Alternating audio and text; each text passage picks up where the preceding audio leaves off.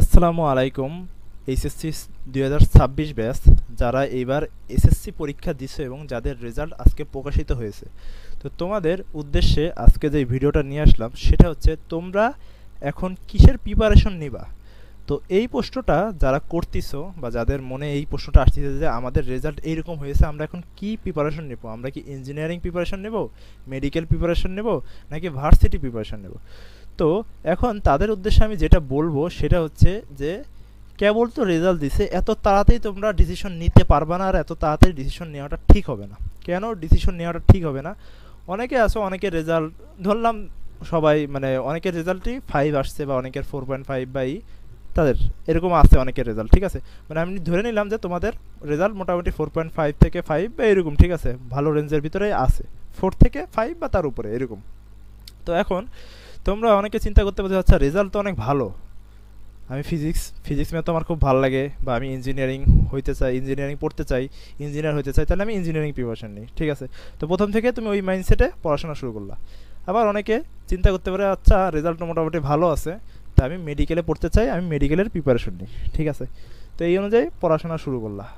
তো এখন যেটা বিষয় হচ্ছে তোমাকে এখন তুমি কোনটার প্রিপারেশন নেবে এটা দেখার জন্য তোমাকে আগে যেটা দেখতে হবে যে তুমি যে মনে করো চিন্তা করতেছো বুয়েট কুয়েট চুয়েট টুয়েট এইসবের কোনো একটা পড়বা, তোমাকে আগে যে ফিজিক্স কেমিস্ট্রি ম্যাথের যে সিলেবাসটা ওইখান থেকে যে টপিকগুলো যেখান থেকে প্রশ্ন আসে, তোমাকে আগে প্রথমে ওই টপিকগুলো পড়তে হবে।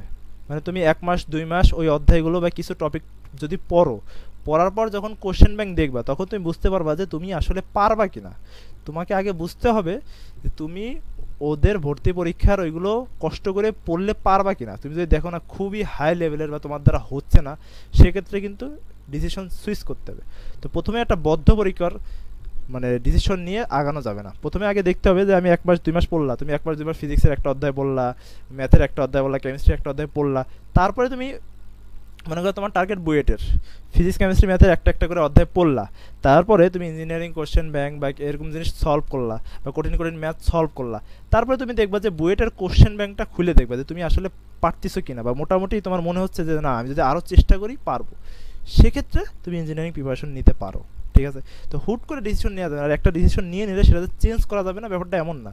মনে করো তুমি ডিসিশন নিয়ে নিছো ইঞ্জিনিয়ারিং পড়বো, সবাইকে বলে ফেলাচ্ছে ইঞ্জিনিয়ার হবে, এই হবে সে হবে, কিন্তু তুমি হঠাৎ করে বুঝতে পারতেছো না যে ইঞ্জিনিয়ারিং যে কোশ্চেন ব্যাংক বা যে প্রশ্নটা আসে সেইটা তুমি পারবা না, বা এটা তুমি চেষ্টা করলেও পারবা না, বা ওইরকম চেষ্টা করতে পারবা না, এরকম অ্যাবিলিটি নাই তোমার, ঠিক আছে। সেক্ষেত্রে তোমার সুইচ করতে হবে। তো হুটহাট করে একটা ডিসিশন নেওয়া যাবে না। তো মেডিকেলের ক্ষেত্রেও সেরকম, তুমি বায়োলজিটা পড়বা, বায়োলজি ফিজিক্স এগুলো পড়বা, 1 মাস 2 মাস পড়লা, তারপরে মেডিকেলের কোশ্চেন ব্যাংক খুলে দেখলা যে তুমি আসলেও যে এরকমভাবে ইফোর্ট বা এর চেয়ে বেশি ইফোর্ট দেওয়ার পরে তুমি পারবা কি না। যদি মনে হয় যে না পারবা, বা আরও বেশি ইফোর্ট দিলে পারবা, সেক্ষেত্রে তুমি মেডিকেলে প্রিপারেশন নিতে পারো। বেশিরভাগ মানুষ সবাই বলে যে আমি এই করব সেই করবো, কিন্তু তারা যে বিশ্ববিদ্যালয়ে পড়তে চাচ্ছে বা যে সাবজেক্টে পড়তে চাচ্ছে সেই রিলেটেড পরীক্ষায় কী প্রশ্ন আসে সেগুলো দেখেই না। তো এর জন্য তাদের প্রিপারেশন নেওয়াটা খুব ভুল হয়, তাদের ডিসিশনটা খুব ভুল হয়। তো আমি যেটা বলবো সেটা হচ্ছে কেবল তোমাদের রেজাল্ট দিছে এত তাড়াতাড়ি ডিসিশন নেওয়া উচিত হবে না। তোমরা যাদের খারাপ রেজাল্ট তারা একটু ধৈর্য ধরো, আর যাদের ভালো রেজাল্ট তারাও একটু ধৈর্য ধরো। খারাপ সময় ধৈর্য ধরতে হবে, ভালো সময় ধৈর্য ধরতে হবে, ধৈর্য সবসময় ধরতে হবে। তো তোমরা একটু ভেবে চিন্তে ডিসিশন নাও, এখনও সময় আছে, একটু ভেবে চিন্তে ডিসিশন নিবা, ঠিক আছে। তো তোমাদের এই ভিডিওটা যদি ভালো লেগে থাকে তাহলে চ্যানেলটিকে অবশ্যই সাবস্ক্রাইব করে দেবে, এবং তোমাদের জন্য আরও অনেক গাইডলাইন ভিডিও এবং আস্তে আস্তে প্রত্যেকটা সাবজেক্টের ক্লাসের ভিডিও সব আপলোড করা হবে। তো তোমরা সবাই ভালো থাকো। আসসালামু আলাইকুম।